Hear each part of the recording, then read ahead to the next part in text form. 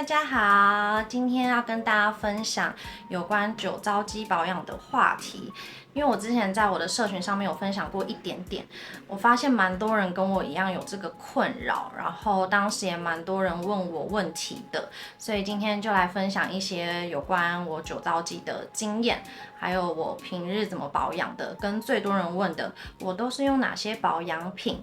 其实我原本上周月经来的时候，那时候皮肤很不稳定，原本那时候想说要那时候跟你们分享，顺便给你们看我皮肤状态不好的样子，但是我刚好有空的那一天是我月经来的第2天，然后我直接死亡，肚子超痛，然后头超昏，然后对，所以我就完全没有办法拍影片。然后我现在月经已经走了，其实皮肤现在已经稳定了，但是你们看，其实仔细看，虽然我皮肤状态是算蛮好，但是这边红红的，就是我的脸颊。因为酒糟肌的关系，所以一直都会透出一些红红的。虽然现在不严重，但我可以先跟你们分享我之前就是发炎的时候的照片，像这样，是不是很可怕？脸颊超级无敌红。而且我今年年初就是刚好家里遇到一些事情，所以压力超大，我直接整个大发炎。然后发炎是除了表面红之外，我整个就是脸颊两边都是很烧的感觉，而且我严重到烧到晚上我是睡不着觉，就是冷气已经开很强了，我全身都很冷，然后我只有脸颊这两边是超热的，超级不舒服。那酒糟肌有分很多种，像我的症状就是我有去看过医生，我是脸颊的免疫系统失调，然后血管扩张不正常，所以我的脸颊会一直是泛红的状态。但是呢，我觉得只要不要有烧起来的感觉，我觉得都还是能接受的。那除了这个，还有另一种是丘疹脓包型，其实我偶尔也会，它就是会冒一颗红红，有点像内包痘痘的那种感觉在脸颊上，但是我的状况不严重，但有些人会很严重，长很多。然后另外像是有人也是会是鼻子的，然后还有眼睛的，但这个我就比较没有这么熟悉，所以就没办法跟你们分享太多。然后我要先跟你们强调，敏感肌跟酒糟肌完全不成等号，就是他们的成因跟你应对的对策都不一样。像我自己是，我花了好几年的时间才发现，原来我这个叫做酒糟肌。我跟你们分享，我刚开始真的希望你们不要像我一样，就是我刚开始以前皮肤状态都是好的，我用什么都没问题。然后自从有一次我工作，可能我不知道是不是那个原因，但是我那时候被一个化妆师老师化完妆之后，我当天回去，我的脸颊就冒了我刚刚说的那种很像内包痘痘，然后脸颊有点红红，但我当时没有烧的感觉，所以我就跑去做脸。结果越做越惨，因为当时的美容师帮我用杏仁酸，他就说哦，你这可能是那种内包痘痘，要让它就是自己代谢什么的。结果我越用越惨，反而没好，然后我皮肤也变很薄。可能我本来就是薄皮肤，但我当时没有发现，就是因为当时没有出状况嘛，然后我就发现我越用越糟，我后来也没有去，所以我觉得最后悔的事就是我当下没有去看医生。我真的觉得，如果你的脸有状况，真的是第一件事情不要去做脸，不要找美容师做脸。我觉得是要先看医生，就是先给医生评估看状况怎么样，然后你要去做脸再去做脸。我当时的步骤是错了，我完全没去看医生，然后就是找美容师做脸，然后越做越惨。然后后来我就一直以为我是敏感肌，然后过了好几年我才发现，原来我是酒糟肌。等我真正就是有那个脸颊在烧到不行的时候，我才去看医生，我才发现原来我是酒糟肌，不是敏感肌。所以如果你有这种状况，我觉得真的是先去看医生。简单来说，敏感肌就是因为外部的刺激，然后让你的皮肤可能有一些干燥啊、泛红的问题。但如果是酒糟肌，酒糟肌又称为玫瑰斑，就是会有一样会有持续泛红，然后有可能会长脓包丘疹，然后会有刺痛、烧的感觉。如果你有后者的那种状况，我觉得你要去看医生，给医生评估一下。然后关于酒糟肌平日用的保养品成分，有一些不能用的成分，但我要看一下小抄，因为蛮多，我怕少讲，我到时候会打出来，然后给你们截图。像我自己本身是酒糟敏感，然后干燥肌，所以你们可以参考一下。像有酒糟肌的人，对我们来说保湿就很重要。我先跟你们说，像是我都会挑一些高保湿的保养品，就是以保湿为主的保养品，因为皮肤保湿好了，其实泛红的状况就会比较好。像是神经氨酸、玻尿酸、泛醇，就是大家现在说的 B5 维生素 B5，然后甘油、角鲨烷，这些都是酒糟肌可以用的成分。那再来就是酒糟肌不能用的成分，如果这个保养品里面有的话，就尽量不要使用。然后最常见的就是酒精跟香精，香精就是可能有加香水嘛，然后香料也不行。再来就是像是樟脑、薄荷醇，还有果酸，高浓度的果酸和高浓度的维他命 C 也不行。再来就是有刺激性的精油，还有去角质完全也不行，有颗粒去角质的不行。然后肥皂、矿物油，还有一些可能比较刺激的防腐剂不行。对，还有尿素也不行。再来就是酸类，酸类是真的尽量不要碰。尤其是如果你皮肤像我一样是这种很薄的酸类，这种绝对不要碰。酸类就像是果酸，大家在讲的果酸焕肤，果酸不行。乳酸、水杨酸、杏仁酸绝对不行。然后 A 酸、A 醇都不要碰。然后有关防腐剂的，因为我自己在网络上查了很多，就是这几年来，我觉得防腐剂的争议其实很多都很大。然后，因为你知道台湾的天气又是湿热的天气，有时候保养品如果你不加防腐剂，它其实很容易坏掉，所以就是又很两难。所以像我自己就是我有些保养品还是会有添加防腐剂，但是它剂量可能 maybe 不高，或是我自己使用过后，我觉得我皮肤没问题的，那我觉得就 OK。所以我觉得防腐剂这个大家就是自己以自己的肤质状态去做评估。大家平日在买保养品的时候啊，就是如果你不确定这个成分你可不可以用，我觉得就是直接上网查，或是可以参考我说的这些成分，因为我觉得现在网络很发达，但我觉得自己还是要有评断能力，因为网络上的资讯不是每一个都是正确的，而且每个人的肤质不一样。你的状态不一样，可能使用起来的感受也会不一样，所以大家还是要自己评估一下。因为我觉得成分这种东西有很多延伸，就可能是什么萃取，然后得来的什么成分。讲到萃取，我觉得现在有很多保养品品牌都是什么天然植物萃取啊，什么之类的这种，就我觉得这种我觉得你还是要自己评断，因为我有用过那种说是天然植物萃取，但是我用了皮肤变更不稳定，所以我觉得就是大家要自己评估一下。像是现在很流行像是植物的，就是大家说积雪草可以，那叫什么？舒缓肌肤，对，舒缓肌肤，像这种大家都可以去试试看，因为我曾经也试过，我觉得还不错。所以就是每一种天然植物萃取的成分跟效果都不一样，大家可以自己去观察然后另外有关油类的精油类的，其实我网络上查，很多人都有说，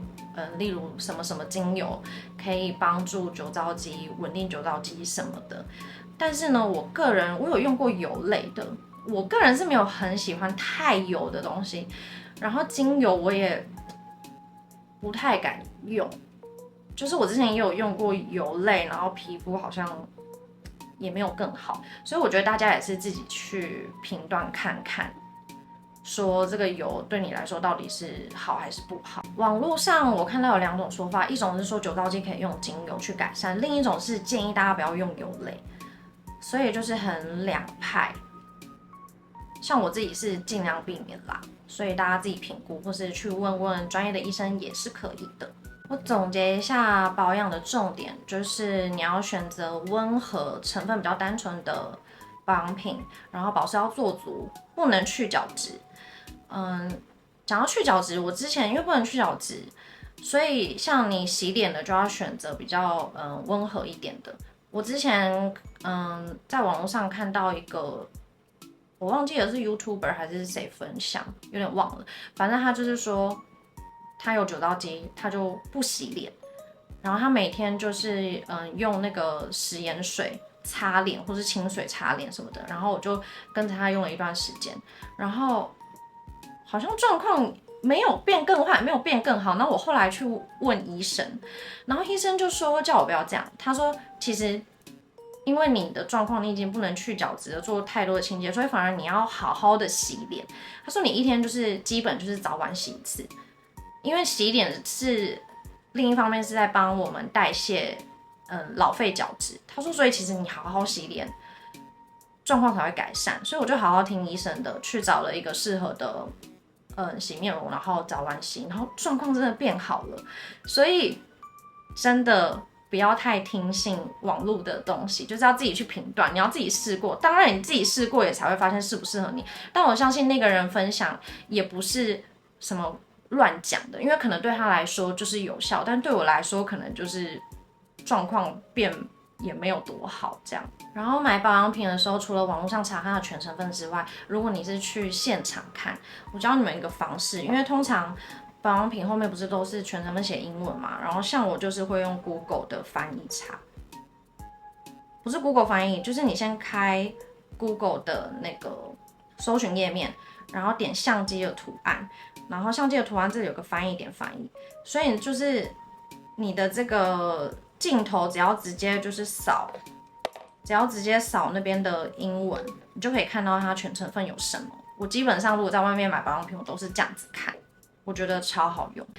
接下来就是要跟你们分享我平日都用什么品牌的保养品啦。这些呢都是我自己就是做很多功课查过，然后成分酒糟肌基本上都可以使用的，然后我自己用过也没事的。但是我也要先说，就是每个人的肤质状况不同，所以你们就只能仅供参考，就实际上还是要以你们个人的使用为主哦。然后我先从化妆水，我就是用无印良品他们家的，我超爱无印良品他们家的这个，他们有一个敏感肌用敏感肌系列的。然后我选择是这个，它其实有三个，像我用的是 light 就是它很最水，然后再来它也有比较保湿的，但因为我习惯第一层化妆水我用比较清爽水状的，因为我后面还会用其他保养品。然后因为我今天还没洗脸，我想说我现在直接去洗脸，然后直接就是跟你们分享我的保养步骤。然后我洗脸就是也是用那个无印良品他们家的，也是它这个也是，我不知道这是不是敏感肌系列，但是它这个就是它这个叫做温和款的洗面乳。然后我也用过它另一个保湿款，这个之前买了还没用，但我之前已经用过了，就它这两个用起来真的有差，这个洗完真的是脸真的是保湿的感觉。完全不干涩，但是因为像现在可能是天气比较热，夏天，我就会用这个温和的，因为这个温和的也不会洗完也不会干什么的，也是很好用。这个可能就是留到冬天皮肤比较干，或是有去一些比较干的地方的时候，我就会用这个的洗面乳。然后像它无印良品系列，它这边都主打是无香料、无着色、无矿物油，就基本上是敏感肌可以用，然后全成分我也都查过，基本上酒糟肌都可以用。好，那我先去洗脸。大家我回来的话，跟你们分享一个很好笑的事。我刚刚不是拿洗面乳要去洗脸吗？然后我就突然想到我要跟你们分享的那个面膜忘记拿来了，然后我就顺手放了一个地方，然后我就去拿面膜，拿回来之后，然后我就找不到我的洗面乳，然后我找了有15分钟吧，然后才找到它被我放在某个柜子上面。我真的很蠢，我常常都会可能顺手，然后我想说把东西放在这，顺手放在一个地方，然后后面就找不到了，超蠢的啦！所以我花了一点时间才回来，才洗完脸，超智障的。好，我刚刚讲到哪？哦，对，化妆水啦。我平常用化妆水，因为我是干肌，然后之前有一个化妆师老师就教我一个方法，因为我之前原本都用那个化妆棉，然后这样子擦嘛，薄薄一层。他说干肌其实你是要就是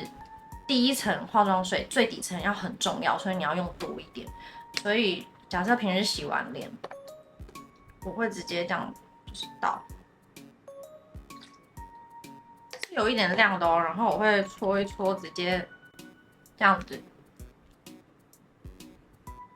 直接压上皮肤，还有脖子。我会用化妆棉是，除非就是脸不干净要清洁一下的时候，然后我会这样子轻轻压，不要太用力，轻轻压让它吸收。然后你会看到我这个程度是会看到上面有水滴的。不知道这样看不看得到，就是你要让它有一点点水滴在上面，这样才够。然后下一层就是用精华液，精华液我就是用这瓶我的心机他们家的这个，他们叫什么 2% 的玻尿酸保湿精华，我觉得这个超级好用，就是它就是成分很纯。然后我这瓶快用完了，我刚好昨天。证明我真的很爱用，昨天直接补货4瓶，刚好去拿货，超好用，然后很便宜，超便宜的。因为我之前有用过那种也是成分单纯比较贵的，然后我发现根本就差不多。如果是成分单纯的，像它这个有优惠，所以我一次买4瓶，它1瓶这样才不到200块台币，我觉得 CP 值超高。然后我是买50ml 的。对，我通常会用1管到2管，看我皮肤的状况。但这快没了，它质地是这样子。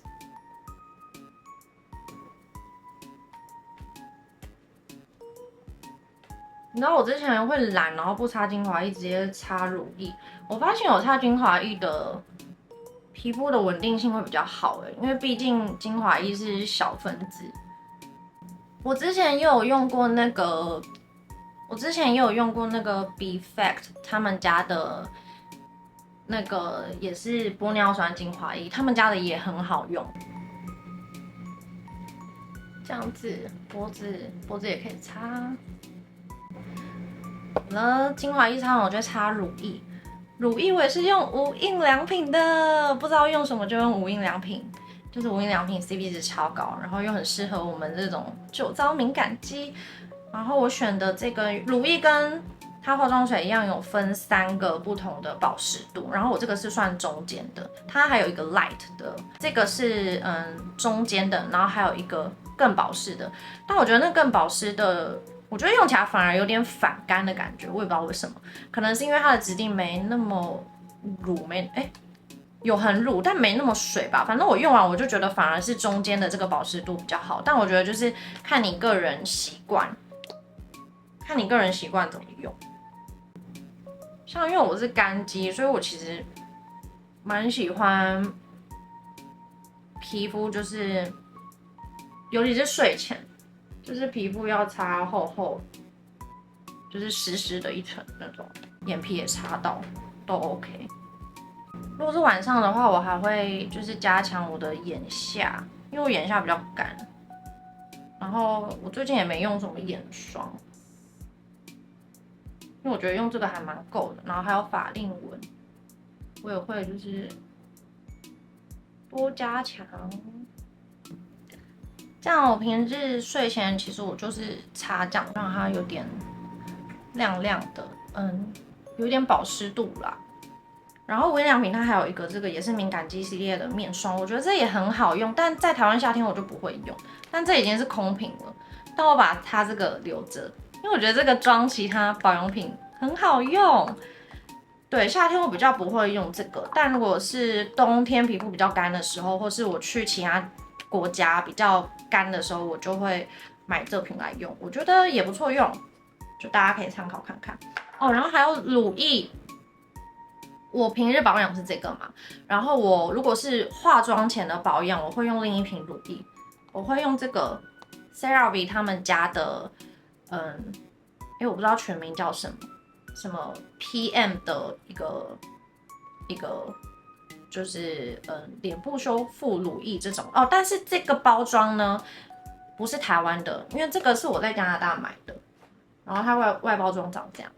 然后在台湾的包装呢，我到时候贴给你们看。它这个系列有一个 PM 跟 AM 的是有含那个防晒系数的，但我不喜欢，所以我就是都买 PM 的。但它虽然写 PM，但白天也可以擦。然后我上妆前，因为我上妆前就比较不会擦这瓶乳液，是因为这瓶乳液它的胶质比较多一点。有时候如果你妆前的保养品胶质太多，你的底妆比较容易起屑，所以我都会用这个。然后我也不会擦精华液，因为精华液也是胶质比较多的，所以就我用的这瓶是，所以我就会化妆水完，然后擦这个乳液，然后它的质地是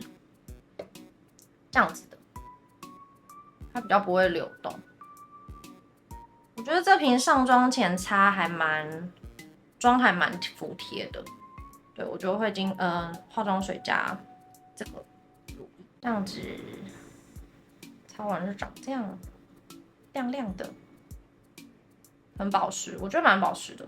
我现在在这室内，因为我把电风扇关掉，我发现有点，你看有点热的时候，脸也会泛红。所以像有时候晒完太阳，或者在比较闷的室内，脸就会酒糟肌的人就会脸就是这样，很像小苹果，红红的，很烦。然后我刚刚洗面乳无印良品的嘛，无印良品我最近发现它的那个卸妆乳很好用，也是敏感肌系列。它敏感肌系列我几乎都用了，真的太好用了。我原本是这个卸底妆的嘛，我原本是用贝肤黛玛他们家的化妆水，就是要用那个化妆棉然后卸的。然后因为就是我也是听别人说用卸妆乳比较温和嘛，就是你不会拉扯到皮肤，所以我就想说上次去日本我就买了一瓶试试看，就还蛮好用的卸的还蛮干净的。但这个就是你轻轻按摩，然后冲水完之后，你就再用洗面乳洗脸，我觉得卸的还蛮干净的。再来就是面膜，就是我刚刚忘记拿面膜的那个，我都是用专科他们家的这个，我用好几年了，它叫做极清透保湿特润面膜，深蓝色的，它有一个很像的是浅蓝色，但我觉得深蓝色的比较好用。然后它不是那种清爽，就是有一点保湿度的。然后我晚上都敷完这个面膜，我就会擦这瓶乳液。有时候我也会把它就是敷脸前几分钟冰进冰箱，就让它冷冷的，然后可以有点冰镇肌肤、镇静肌肤的那种感觉哦。但我要讲一下这个呢，因为我用了好几年，我后来才发现它里面有一个成分其实是不适合酒糟肌用的，就是柠檬酸。就柠檬酸它是果酸。萃取算是跟果酸它们是同一种东西，然后但是因为我用了很多年，我不是都没事嘛，而且我每次晚上敷完脸，我隔天起来皮肤都会变很好，就是都会蓬蓬的，光泽度很好，那个烹饪度很好，然后也完全没有什么酒糟变更严重，完全没有，就是隔天皮肤都变很好，所以我在想说它里面的量可能没有很多。然后加上可能我平常也不能做焕肤去角质什么的，所以会不会这个量其实反而是刚好适合我的肌肤的。所以大家如果你们要买这个面膜试试看的话，我觉得你就是要自己评估一下，看你的状态如何，因为毕竟它里面有一个成分是酒糟建议不要用的。那我平常也很少试新的面膜，除非刚好有人推荐我才会试，不然我就是基本上就用它。如果你们有什么不错的保湿面膜也可以推荐给我，我也很想敷敷看。和你们也分享一个小小酒糟急救的方法，就是如果你没有很严重，然后小小泛红，可是你化妆前觉得它红红的很烦，或是有一点点烧烧的感觉，还没有很严重，我都会用食盐水湿敷。然后食盐水我家里不会放，现在不会放大罐的。因为你知道，因为有医生说过，那个大罐的食盐水你一直这样反复开，其实细菌很快就滋生在里面了，但你不知道。所以我后来都习惯买那种就是小罐的，就是很快用完就丢掉那种。然后我也会把它冰进冰箱，然后我就用化妆棉，就是然后稍微湿敷一下，大概湿敷个3到5分钟就好，也不要太久。然后泛红的状况就会被压下来一点。我自己个人觉得还蛮有效的，但如果你状况严重，当然是要马上去看医生。然后很严重的时候，医生就会像这里还有，就是会开严重就会吃加擦嘛，不严重就是擦的药，就是像会开抗生素吃。然后我之前像今年很严重的那一次，我之前吃抗生素都有压下来，但我今年那次真的太严重了，就是整个压不下来，医生又多开了一个那个这种就是改善血管扩张的药给我一起吃，然后就压下来。然后还有药的话，通常我觉得我擦蛮多款下来，我觉得就是我最常擦的就是这个叫伊利妥的，我觉得这个最好用，这个在药局也买得到，然后医生也可以开，但医生开好像就是要再自费，这比较贵。然后另外2个就是这种，这2个是同一个的。就是益肤康跟肤丽这种，它是那种透明凝胶的，就它是凝胶状的。我觉得这个擦起来皮肤会比较干一点点，但它的效果也还是好。像我擦之前我可能会先保湿再擦，或者是擦完之后过一下吸收之后再保湿都可以。医生说2种都可以。然后伊利妥它就是白色乳状的，这个我就是都有在擦，这个就是很温和，然后薄薄一层。之前还有一个医生有开杜鹃花酸给我擦，但我真的是很不行，我觉得对我来说真的很不行，因为那杜鹃花酸其实是如果你脓疱丘疹比较严重的，比较适合擦那种，我上网查的啦。然后因为那擦完也会有刺痛的感觉，我就很不能接受那种刺痛的感觉。加上我皮肤也不是，我觉得我的主轴不是那个，我不知道为什么那个医生要开那个我擦，所以我后来换了一个医生，然后那个医生就是开类似这种凝胶的给我擦，然后跟吃，然后我就好了。然后还有另外一种绝对不能擦，就是有含类固醇的，因为我之前因为工作关系，我就跟医生讲说，我就是要那种。我直接马上退红的，所以医生才开了那个类固醇。然后我后来擦了之后，我才发现真的不能擦，因为我前一天晚上擦很薄很薄，隔天起来整个脸是白的，就是完全没有泛红，连这样一点点红都没有，所以就是很完美。但是它是会要付出代价的，就是我再隔一天，它就会翻倍红。所以我真的觉得有类固醇就是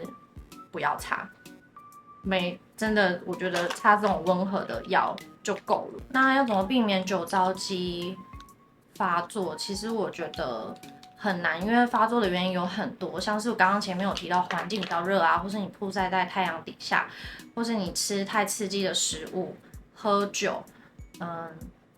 洗澡洗太热。我每次洗完澡洗完。因为我都洗很热水，洗完脸都会超红，但是后面就会慢慢退，就这些都有可能让你的脸颊变泛红。但就像我说的，我觉得不要烧起来的感觉，我觉得我都还能接受。那我觉得最关键的就是压力吧，因为我发现我每次只要可能有压力的时候，就会直接烧起来，发作起来。但没有压力真的很难，所以我们就是只能。用平日靠这些就是一些保养技巧，就是让自己稳定。因为酒糟肌其实没办法根治，你只能去控制它。然后我之前有吃过中药调过，我觉得还是要看很多原因，就是很多地方一起调养才会改善，不是因为一个原因就会完全好的。就是感觉这个保养是一辈子的事情。希望我今天的这些分享可以帮助到跟我一样有酒糟肌困扰的你们。那如果你们有什么推荐的保养品啊，或者有什么经验，我觉得我也很想听听看，就是我也想知道更多的资讯，所以你们也可以留言分享给我，或是私讯给我都可以。那今天的分享就这样啦，拜拜喽！大家，我在拍封面的时候发现忘记跟你们分享我用的眼唇卸妆液了。我是用巴黎莱雅他们家的这瓶，这应该不用多介绍了吧？大家应该都是用这瓶了。那就这样咯，拜拜。